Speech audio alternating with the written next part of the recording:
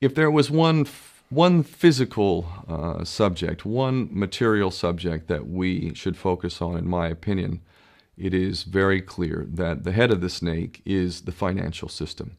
We can argue till the end of time about who runs the world. Is it the Jesuits? Is it the reptilians? Is it the Illuminati? Is it the Freemasons? We can go on and on and on and on about this.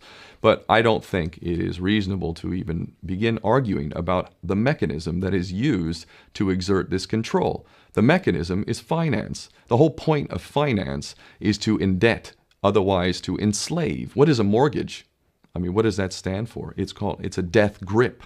So when you get a mortgage, you have a death grip held over you because you are in debt. You don't even own the house. The bank owns the house that loaned you the money to buy the house, unless you're fortunate enough to have all the money to buy it outright. And even then, you can be taxed by the government, and if you fail to keep up with those taxes, the government can then take it from you. The whole system is based on a financial fraud, which effectively takes the power that we have and it gives it to a tiny group of individuals who are running the world through the control of finance.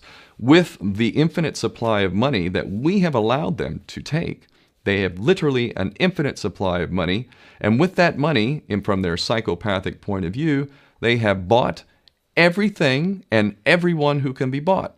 So those of us who cannot be bought, because we operate on a level that goes way beyond the material, we are not rewarded for such behavior. We are punished for such behavior. And the most slovenly, disgustingly criminal, pedophilia, corrupt moral individuals, those are the ones that are rewarded in this system, which is upside down. We reward the pedophiles, we reward the corrupt, we reward the liars, we reward the people with no morals at all, and usually we compromise them under this system in terms of maybe a videotape. Maybe Barack Obama is gay. Maybe we have videotape of him having sex with another man, or perhaps some other acts that may be not so popular amongst many of the electorate. Or maybe we have videos of political leaders having sex with little boys or little girls. If I was in charge of the world and I was a psychopath and completely drunk on my own power, you can bet damn sure that's what I would do. I wouldn't allow anyone in a position of power who wasn't completely compromised. When you have an infinite supply of money, you can do this. Take that supply of money away, take that power back, put it in the hands of the people, get rid of fractional reserve banking, which is an obscenity in itself. Listen to the lessons of Jesus Christ. If you're a Christian who got really pissed off when he went to the temple and he saw what the money changers were doing, let's take back control of the issuance of money, and not just on a national level. I'm happy to see in Denmark that you have your own currency. You don't have the euro.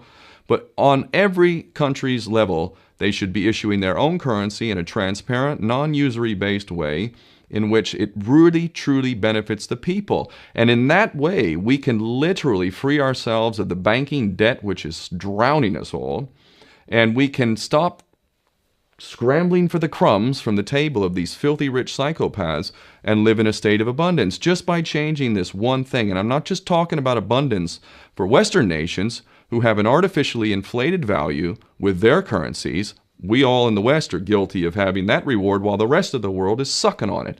Every nation in the world can use a sensible financial policy to liberate themselves, to have world-class education, infrastructure.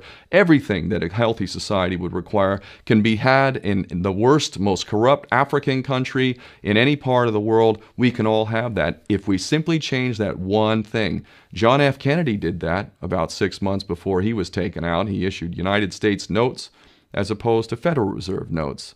I can assure you the powers that be knew the power of that act, and they took him right out. So the bottom line is, if we as people understand this very simple principle, just this one thing, change this one thing, we can solve every other problem you can name. I don't care what the problem is.